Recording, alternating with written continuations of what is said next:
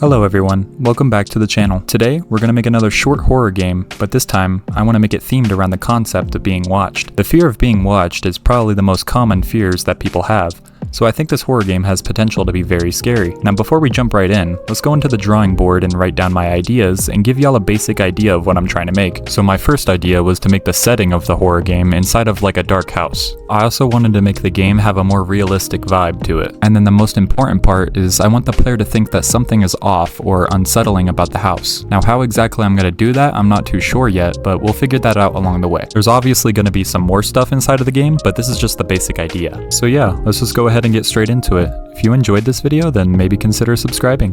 I'd really appreciate that. Alright, well I'm in studio now, so the first step is just to make the basic layout of the house first. So let's just do that.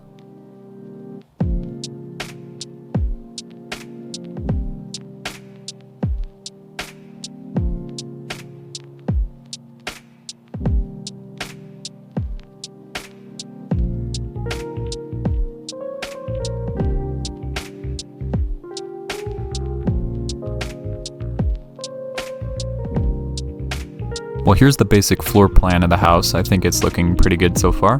But now it's time to add some decorations and doors and all that good stuff, so time to get to that.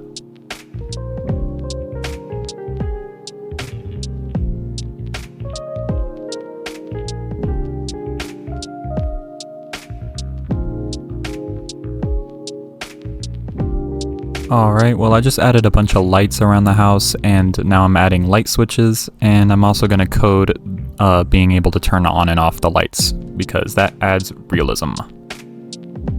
Alright, I think I'm finally done with all this coding. Let's just make sure it works. Yep, nice, finally. And now I have to decorate the interior of the house, but I'm using this asset pack here, so don't come at me in the comments. I'm not about to build like 300 different models.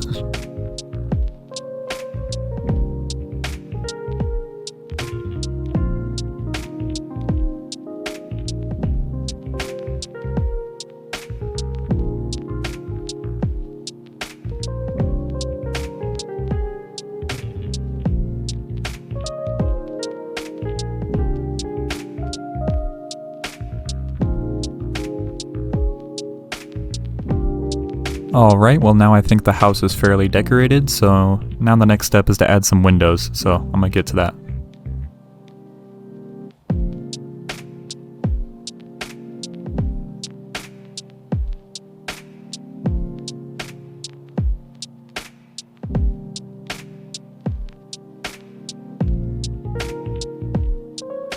So now all the interior decoration is done, so now I'm just going to add in some scripts for like footstep sounds and camera movement, stuff like that, just to make it seem more high quality. Actually, I have to add these doors first, I almost forgot.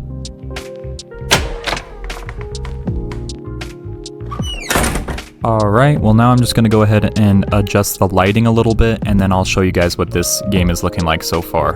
Alright, well we're inside of the game now, so I'm just going to go ahead and walk around.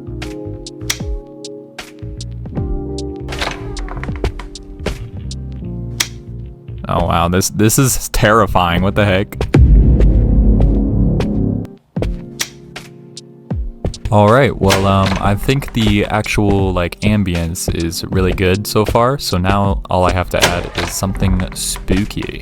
Alright, so before we get into that though, I wanted to say that this game is not out yet, and I might do a couple more videos where I take your guys' suggestions and expand this game even further. So if you have a cool idea, then maybe leave a comment down below. Or you can join my Discord and leave a message there. I'll leave that link down in the description. Well, now you might be wondering, how am I going to make this game have that feeling of being watched? Well, I have a couple of ideas that I want to implement. First of which is having some objects around the house move when you aren't looking, or slightly change or completely disappear. The next thing I'm going to add is some scary sounds that have a rare chance of playing.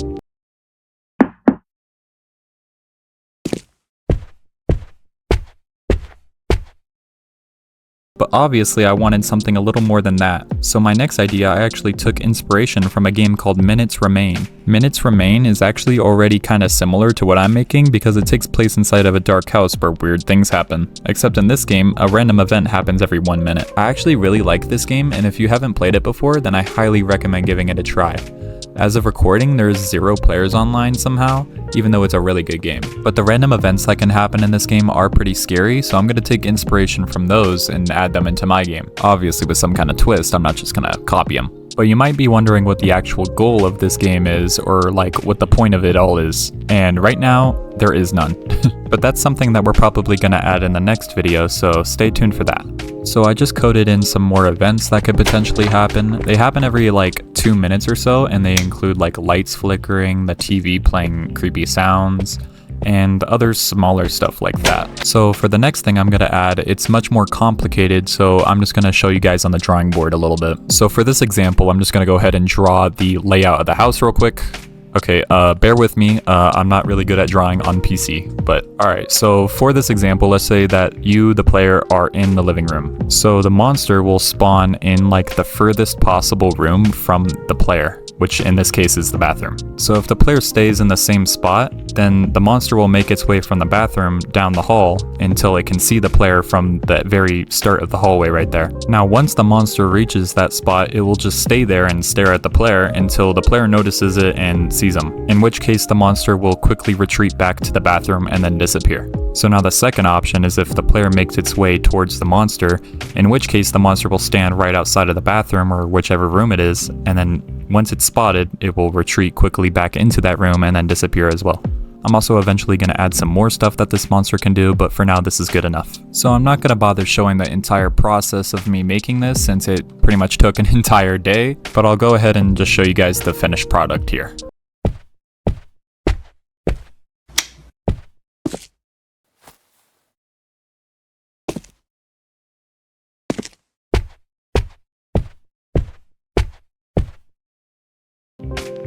Thank you for making it to the end of the video. I really hope you enjoyed. As I said before, this game isn't currently published yet, and I have much more I want to add later, so if you want to see a part 2, then maybe consider dropping a like. Also, everything you saw is likely to change slightly once I actually finish the game, especially the monster design, since it's just a placeholder at the moment. If you have any other suggestions for events, monster behavior, or anything you think that might be cool inside of the game, then let me know down below. I'll definitely add some of your guys' ideas in part 2. Also, consider joining my Discord linked in the description. If you enjoy game development or horror games or just want to interact with my community, then it might be a good idea. But anyways, if you enjoyed this video, then maybe consider subscribing. I'd really appreciate it. Thanks for watching, and peace out.